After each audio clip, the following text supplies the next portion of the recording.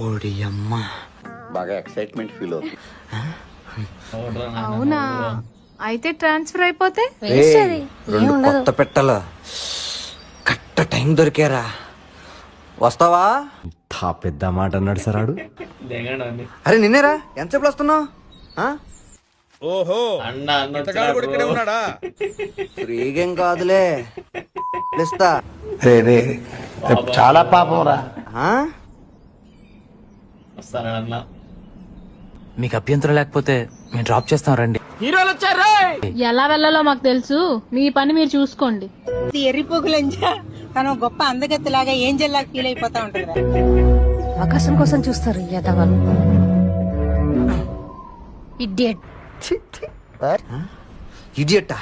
Idiot అంటే Bagley ఉన్నాయి. మొట్ట మీద ఆతులు ముత్తలేదు కానీ లంచుకోలు కరెంట్ పక్క కనపడితే మొడ్డేస్తారు.